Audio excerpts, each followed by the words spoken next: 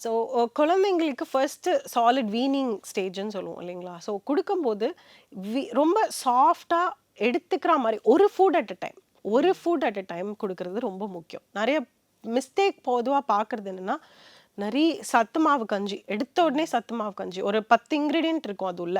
அத ஃபர்ஸ்ட்டு குடுக்குறது. அப்படி குடுக்கும்போது, ஃபர்ஸ்ட்டு குழந்தைக்கு முதல்ல நீங்க வந்து ஒரு ஃபுட்ட வந்து இன்ட்ரோடியூஸ் பண்றீங்க. அது ஃபர்ஸ்ட்டு அந்த குழந்தைக்கு சூட் ஆகுதா இல்லையான்னு முதல்ல பார்க்கணும். ஸோ அது ஃபர்ஸ்ட்டு அரிசியா இருக்கலாம், ஒரு ஃப்ரூட்டா இருக்கலாம், இல்ல ஒரு வெஜிடபிள் பியூரி இருக்கலாம். இந்த மாரி one food group at a டைம்ன்னு சொல்லுவோம். ஒரு ஃபுட் குரூப் ஒரு வாட்டி. அதுங்கிறது ரொம்ப முக்கியம். அந்த கான்செப்ட் தான் ஃபர்ஸ்ட் ரைட்.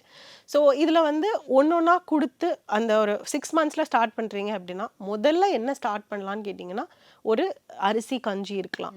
இல்லன்னா அந்த அரிசி கஞ்சியோட மிக்ஸ் பண்ணி ஒரு வெஜிடபிள் ஓகே. வெஜிடபிள்ல வந்து வெஜிடபிள் எடுத்த உடனே மசிச்சு போட வேண்டாம். அதுல ஃபைபர் அவ்ளோ சீக்கிரம் டைஜஸ்ட் ஆகாது. ஸோ அதுல வெஜிடபிள்ல வந்து வேக வச்ச தண்ணிய எடுத்து அந்த அரிசிய மசிச்சு குடுக்கலாம். ஸோ இந்த மாதிரிலாம் ரொம்ப சாஃப்ட்டா, ஈஸியா எது டைஜஸ்ட் ஆகுமோ, ஃபர்ஸ்ட்டு ரைஸ் தான் இருக்கணும். அதுக்கப்புறம் கொஞ்சம் வெஜிடபிள்ஸ், வாட்டர் இருக்கலாம். அதுக்கப்புறம் ஒரு 2 மாசம் கழிச்சு பருப்பு. அந்த பருப்பு தண்ணி மட்டும் ஆட் பண்ணலாம். அப்புறம் கொஞ்சமா பருப்பு ஆட் பண்ணலாம். இந்த மாரி ஒரு ஃபுட் குரூப்பா ஒண்ணொன்னா இன்க்ளூட் பண்ணி அந்த குழந்தைக்கு சூட் ஆகுதா இல்லையான்னு பார்த்துட்டு இன்க்ளூட் பண்ணீங்கன்னா பெட்டர்.